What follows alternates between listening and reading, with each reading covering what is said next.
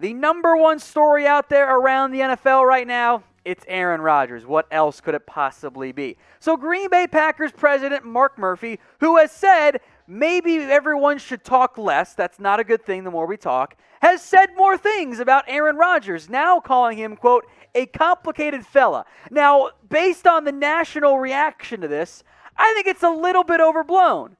I think Aaron Rodgers kind of is a complicated fella, and I'm not really sure this is an insult. We'll get more into that here in a second. But first, the actual quote from Mark Murphy.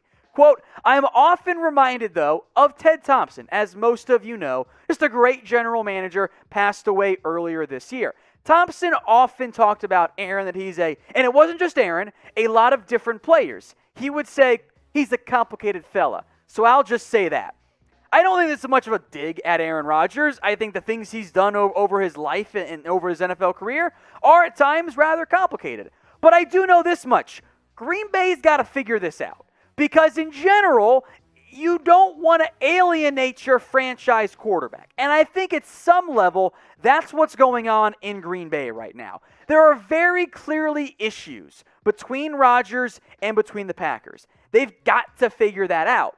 And I think a lot of that responsibility in the end ends up falling on the shoulders of Green Bay because it's the player.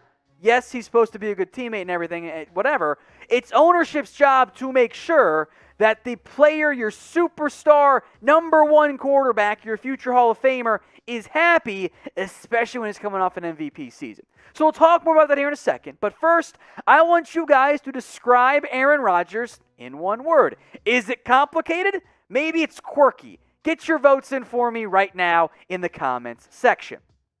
Now, as the general recap here, right? Rodgers has skipped OTAs, mandatory minicamp. It is technically a holdout.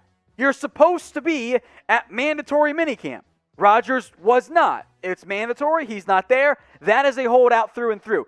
Very clearly, Rodgers has issues with Green Bay right now. And there's not going to be a whole lot that should necessarily change, unless it's really bad, until the start of training camp. That's the next key reporting date for Rodgers. If he's not there for training camp, this is going to get ugly. The Packers can't ignore the fines at that point. You can no longer, fine a player and then rescind the fine once they show up.